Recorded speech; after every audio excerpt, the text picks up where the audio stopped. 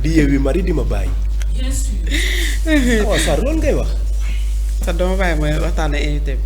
rajo bu ngi noonu monsieur Guèye nga defal ñu benn livre bi ko intitulé li nga xam ne moom moo di voilà moom ni collection espoir pourquoi collection espoir.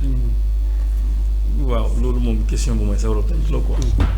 vous savez maintenant au Sénégal quand on parle de mathématiques day am benn connotation bu mu am quoi. Les gens maintenant ont peur des mathématiques. Surtout les élèves ils ont peur des mathématiques. Maintenant boo waxee mathématiques ça renvoie surtout ceux qui les enseignent on les taxe des personnes difficiles. Maintenant nous nous sommes dit qu'on va appeler ça collection espoir. Espoir pour redonner yaakaar. Voilà yaakaar. Pour jox mathématique image bi mu amoon. Yaakaar pour xale yi bëgg mathématique. Yaakaar pour développer le monde à travers les mathématiques raison pour laquelle on a parlé de collection espoir. macha allah am na solo mais pourquoi tamit nga taamu ci classe troisième. Vous savez, les gens ne le disent pas. Mais en général, la classe 3 c'est une classe très sensible. C'est une classe même qui peut définir de l'avenir de l'enfant. Vous savez, à partir de la troisième, on oriente les élèves vers les séries scientifiques ou bien les séries littéraires. Maintenant, si la classe n'est pas maîtrisée, si l'élève ne comprend pas bien ce qui est enseigné dans cette classe, on aura du mal à l'orienter dans le futur. Raison pour laquelle nous sommes appesantis sur cette classe. Juste pour aider les enfants pour les métiers futurs.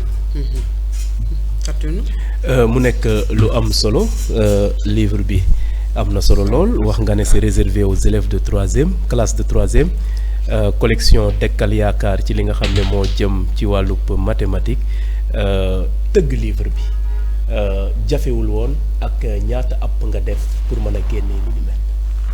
Vous savez, écrire un livre c'est pas chose facile. Il y a un long processus.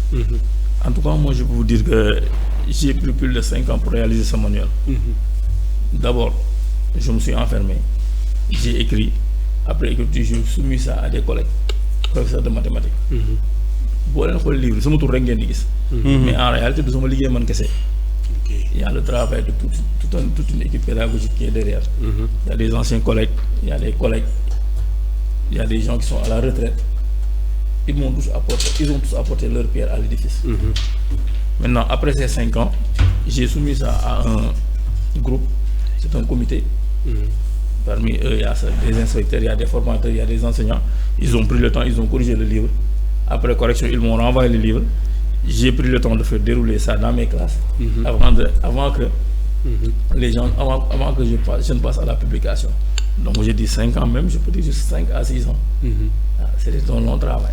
ban njëriñ la amal élève troisième. Vous savez, comme nous avons livre, j'ai écrit leçons, exercices et corrigé. Vous savez, maintenant l'enseignement des mathématiques a un peu évolué. Dans le soir les mathématiques, il faudra partir du vécu quotidien de l'élève. Dans l'élève vivre au quotidien, on doit confectionner, on va préparer le cours en fonction de cela. Maintenant, le livre élève sous quoi, je peux dire qu'il a 80% de chances de réussir son BFM. Parce que toutes les leçons du programme sont traitées de A à Z et on les a traitées selon les APC, approche par les compétences. On les a traitées selon les APC, approche par les compétences. Maintenant, les leçons, il y a des structures pour chaque leçon. On vous demande pour faire une leçon de mathématiques, d'abord il faut décliner les objectifs, dérouler la leçon selon les actes. Tout a été fait. Maintenant, il y a les exercices qui sont classifiés en 3 types. Exercice de type 1, type 2, type 3. Maintenant, quand on parle d'exercice de type 1, on parle d'exercice de restitution, d'exercice de maîtrise de connaissances.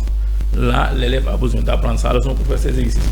Maintenant, ensuite, il y a ce qu'on appelle les exercices d'application. Vous savez, en cours de mathématiques, il y a des propriétés et des théorèmes qui sont donnés.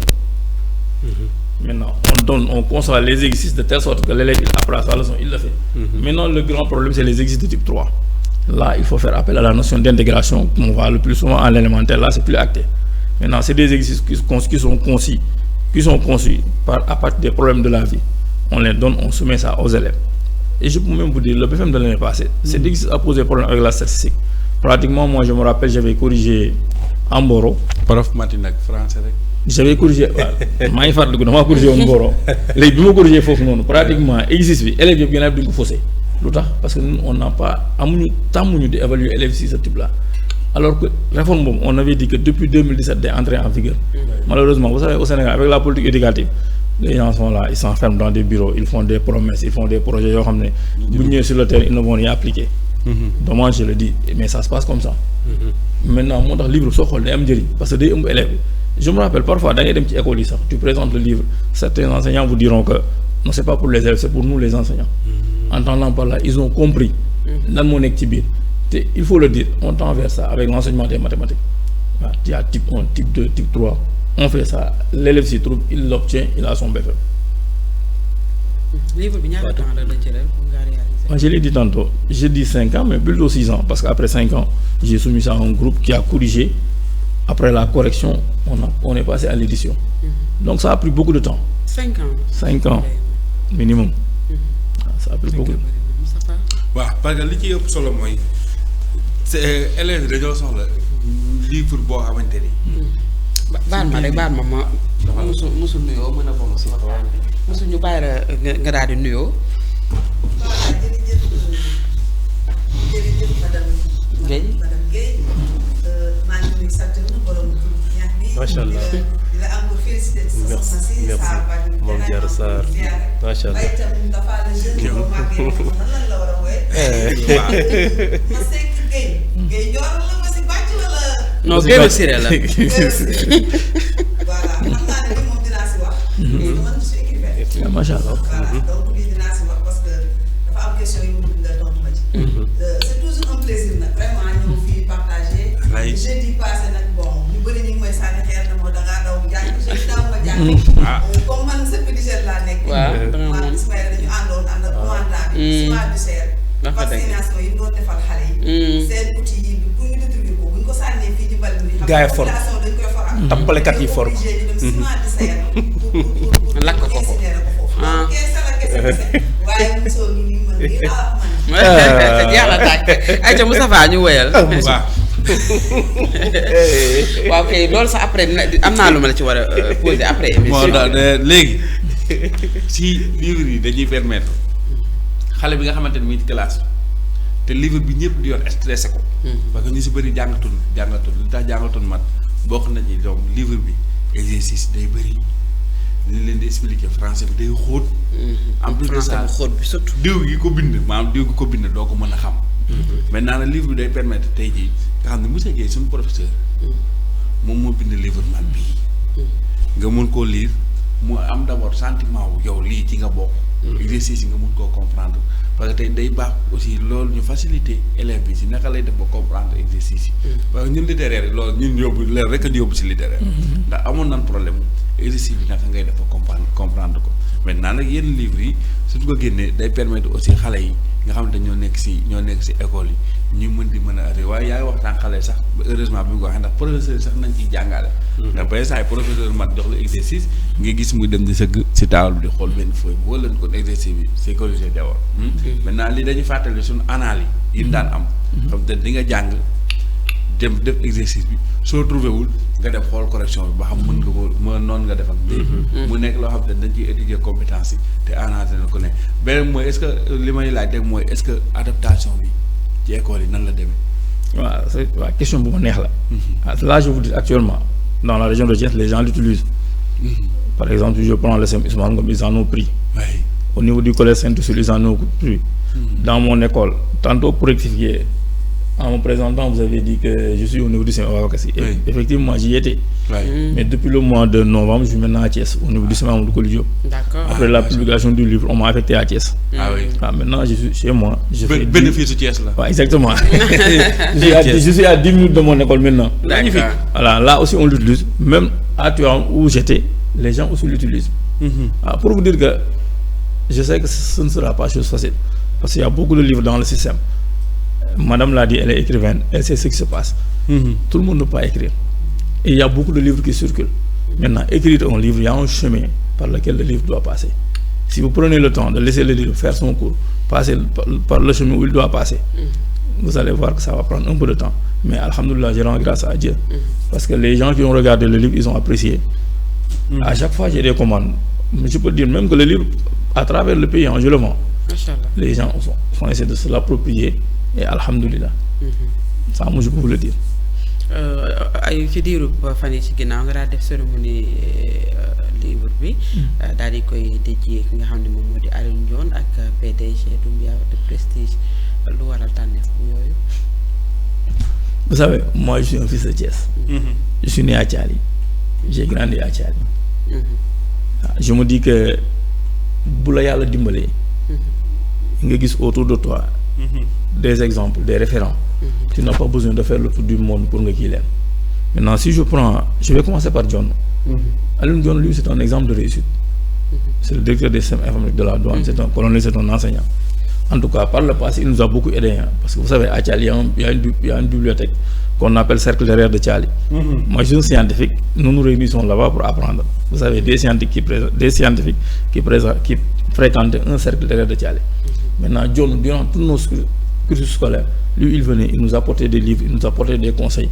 Je me suis dit que c'est un moment de leur rendre hommage. Raison pour laquelle je lui ai dédié ce journée. Maintenant, quant au PDG Doumbia, lui, c'est un exemple de réussite. Quand on a grandi à Thiali, quand on a fait les rues. Voilà. léegi nag pour man cee wutal xale. looloo tax lu ci bëri matinal bi. xam naa dinañ ñi fiy toog xanaa jànguñu wala soriwuñ ci ñàng mais lu ci bëri lu ñuy seetaan ay mag lañ. waaw moo tax ñun toujours du ñuy faral di wax français. boo xoolee Doumbia exemple de réussite la. te gis nga jarul ngay dem fu sori pour nga gis. man nee naa Thiali laa màggee. dama gis ay jeunes yu mel ne man defuñu woon dara dañ doon xëy naan ataaya wala ñu xëy nekk si leneen maintenant soo leen xoolee ñoom ñoo ngi Prestige di liggéey. moi je me dis que rien que pour ça rek. jar na jël nit ki teg ko ci kanam. te boo jëlee Doumbia sa personne en tout cas je le dis en toute liberté. bu ma koy qualifier c'est la générosité quoi. boo xoolee autour de lui ce qu'il fait. parce que moi je l'ai fréquenté, je le fréquente. Je sais que bien que je me fais discret mais je sais qui il est. moo tax je me dis que su ma amee yu mel noonu. balaa maa jël feneen dama jël ñi ma jege. ma teg leen ci kanam. et on le remerciera jamais assez. Et je profite de l'occasion pour le saluer et lui dire merci pour tout ce qu'il fait pour la population de Thiès.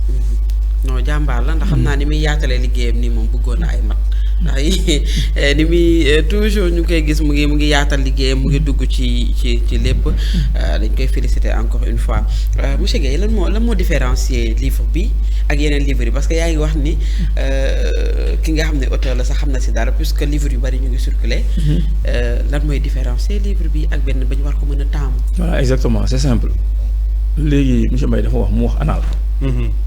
ñu wax livre boo gisee anal collection d'exercices la ñuy jël corriger ko jox ko élèves yi.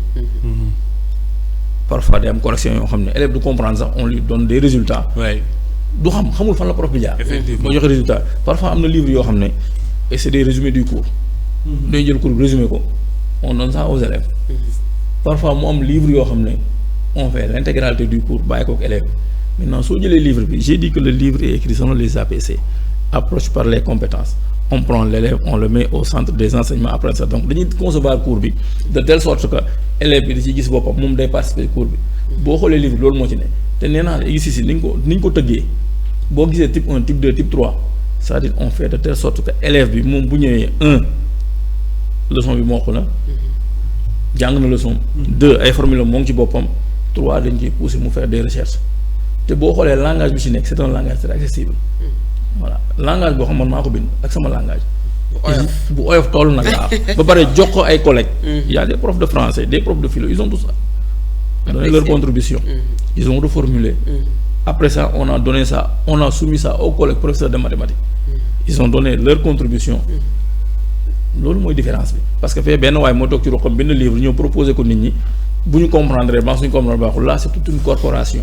ñoom ñooy ñëw ku ne apporter ci pièce am loolu mooy différence bi ak yeneen livre yi. te bii cours yëpp a ngi ci amul résumé on a détaillé tout le cours. de A à Z. waaw élève bi bu ko neexee day xool il lit il comprend. dañoo ko classe di jàng rek. exactement loolu moo tax parfois soo yóbbee ci yenn école yi. je me rappelle dem naa la normalienne. waaw di ko présenter la directrice. Il y a un prof de maths qui était là moom automate bi mu jëlee automate tak daanaka on va acheter ça pour nos élèves loolu mooy remarque loolu mooy réflexe am.